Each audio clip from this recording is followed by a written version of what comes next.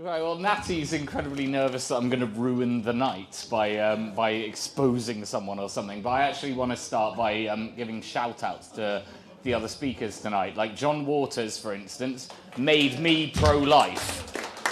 So there you go. Alex, who was on just before him, I've never heard someone publicly discuss the idea that being gay could actually be a nurture issue rather than a nature issue. So that is genuinely stunning and brave.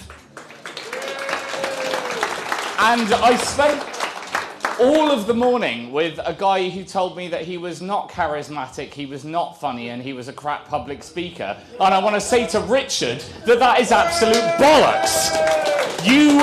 This is your purpose, man. Keep doing this. You are a voice that we need to hear. You would have thought in, the intersectional haven that a black autistic guy might be a voice that we might want to hear from. But apparently not.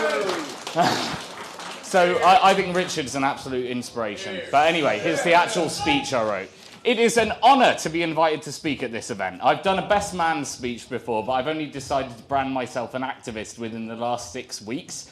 So I really want to thank Mike, Elizabeth and Natty for inviting me here. It's a real honour. I've hosted Mike on my YouTube stream to an audience that were previously unfamiliar with his work. And I think that's how we can grow. We can win. It's all about community building, which this event is a fantastic example of. So round of applause for just everyone involved, everyone for showing up. Thank you very much. Right.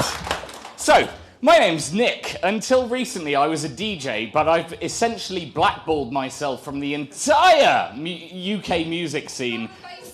Drum and bass, but the entire UK music scene for going on a very public crusade against cultural Marxism. As an example, the venue that I used to work in has now repeatedly placed great efforts into getting more female and non-binary sound technicians among the team. Should this be the top priority in a dying industry? It's a business which operates on the breadline, but the Church of Woke has them focusing all their efforts on intersectional policies. Nice one, Guardian. You're going to put my mates out of business. Now, there are many hills that I'm willing to die on. I think that transitioning a 3-year-old is child abuse. Yep. I think that democracy needs to be respected. I don't need to spell that one out. And I also think that feminism is just one example of a pattern of beliefs and ideologies that are treated as academic, but they're really an activist subversion of the natural order. Intersectionality, thank you. Intersectionality keeps running up against evolutionary biology, and the biologists are the ones who get punished. While social justice is an irresistible force, science, truth, and reason are not immovable objects. There's a pattern of thought emerging that suggests that intersectionality is indeed a new religion. White privilege is our original sin. Patriarchy is the great Satan. Humans have within them a religious impulse which remains active even when we tell ourselves that we don't need a God. The same mechanisms are there, with a desperate need for a higher moral framework. We, in this room, are just modern-day heretics. Correct? Jordan Peterson's meteoric rise and pretty much every cultural crusade he's been involved with has had this ideology at the heart. Douglas Murray's Madness of Crowds is the most high-order attempt to chronologize this bizarre phenomenon, and Carl Sargon Benjamin's entire career has rested upon slaying this beast where'er he find it. Good man. Yes. When Zuby deadlifts, she delivers a punch to the grievance merchants. But what are these ideas and where did they emerge from? If you really want to understand the field of social justice, then I'd recommend taking a good look at the work of James Lindsay, Peter Boghossian, and Helen Pluckrose, who I think have determined the problem. This destructive thinking, which seeks to deconstruct everything that our ancestors spent so long creating, is activism posing as academia. It divides the world into categories of oppressed and oppressor, and seeks to crush those that it has determined hold the power. This is why when any of us lowlives challenge a female MP, even the Prime Minister, we can be seen as lauding our male privilege over a defenseless woman. And if we dare complain, well, that's just white male fragility, right? Perhaps this wouldn't be so much of a problem were it only the reserve of a few dotty feminists in the halls of academe and vegan poetry slams. Simpler time, eh? But now the diversity quotient for our police and fire services has led to a huge decrease in upper body strength, and the Olympics will gradually the Olympics will gradually crumble as more and more trans women decide to usurp the medals of their rightful owners.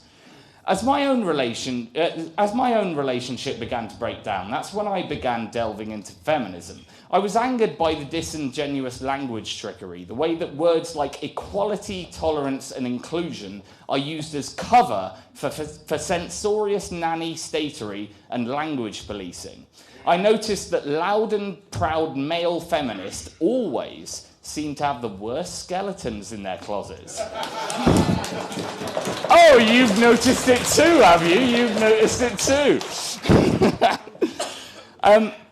But as I noticed this, I wondered, is it all wrong? When conversations around toxic masculinity first emerged, a lot of it helped me feel at ease. I'd grown up as an artistic boy who went through puberty late. I was crap at sports, and I liked to act and sing. I genuinely thought I might have had a lot of an easier time without the gender stereotypes. Now I love both the violin and the flute, and I'm gutted that at a more pivotal age I'd considered them both girly and shunned the opportunity to learn either instrument. So as a teen I felt like an outcast, but by the time I'd reached 20, culture had produced both the metrosexual and the effeminate hipster. Trendy dudes were starting to become a lot more girly than I was, and columns dissecting toxic masculinity became commonplace. The kind of mindset espoused by these columnists gave me a sense of smugness, as I had something on the lads who spent time in the gym and grooming their hair ready for a night on the pool. Because I looked down on toxic behaviour, I was helping us to move forwards to a more progressive society. The trouble is, I was actually being taught to look down on masculinity itself. Conversely, I was taught that to judge a woman based on her looks is wrong and contributes to the same harmful stereotypes. There is no best point on the axis from toned to morbidly obese. Of course we shouldn't encourage women to lead healthy lifestyles. Ban this sick filth, Sadiq! Wales are beach body ready! The problem is, we're up against the entire beauty industry here. It is one of the greatest cognitive dissonances of our age, which we're all asked to get on board with, that a woman is simply never asking for it. She is never utilising her sexual potential to get what she wants. And we can never judge her for dressing flirtatiously or flirting outrageously. And yet, at the same time, makeup tips for tweens make up some of the most lucrative YouTube markets. Girls are being taught and encouraged to manipulate our biological urges at the same time that boys are being taught to act upon these impulses or to be drawn to them at all is a source of shame. The rise of the incel into popular lexicon, the MGTOW movement, the fact that every school shooter in the US has been a rejected teenage boy, it's beginning to feel as if no amount of warning signs will be enough. I don't have to tell this room how much better girls are doing in education than boys at all levels of achievement. We all know that. But when it comes to relationships, men are told that they could well be undercover abusers, gaslighters, mansplainers. Since men and women are equal, Women are taught to expect men to hold ideals which do not come naturally to them, but men are told by Gillette that their natural impulses are wrong and shameful. All that is evil in modern society stems from the masculine. Do I need to explain those suicide rates? Now, when they cry toxic masculinity, I cry toxic intersectionality. And as an antidote to the destructive messaging hoisted upon us, I would like to present to you Julius Evola's conceptions of the traditional masculine hero archetypes. Now, as I'm speaking in front of a strictly anti-feminist audience, I can rest assured that none of you will run shrieking from quote-unquote harmful stereotypes. In the traditional conception of the feminine heroine, both routes that a woman can take lie in service, traditionally to a husband or son. Now, women these days might find this offensive, but I don't care, get back in the kitchen. And whilst one might assume that the masculine hero archetype supposing the female would lie in self-service, this is not quite so. What man serves in the traditional sense, and the reason that we're all here today, is to serve an ideal. In mine and many of your cases, the ideal of speaking truth boldly. I think that that's what we're all here for.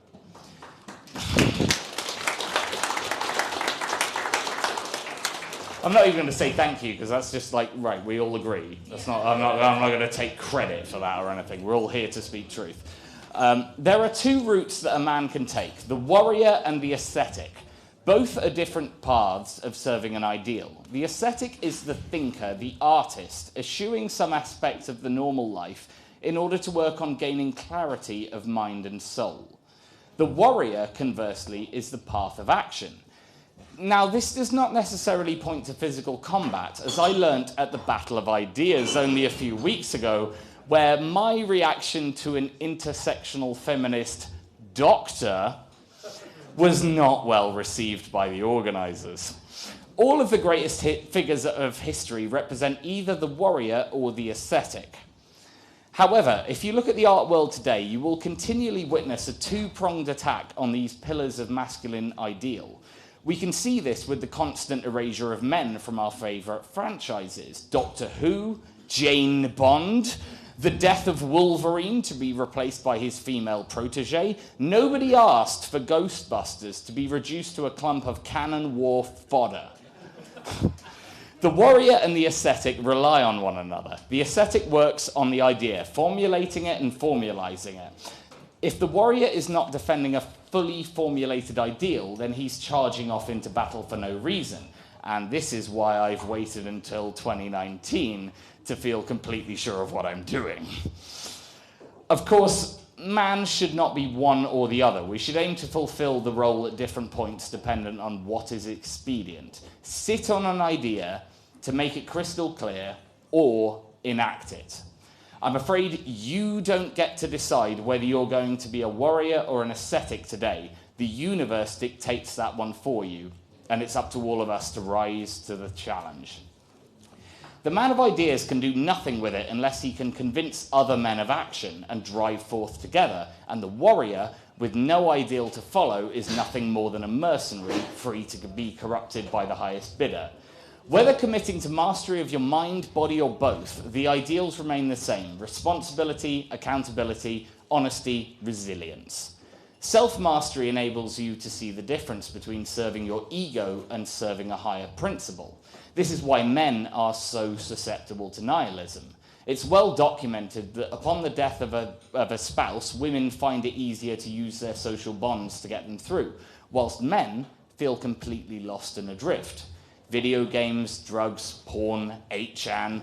Do we think that this might stem from a lack of guidance and constant demonization?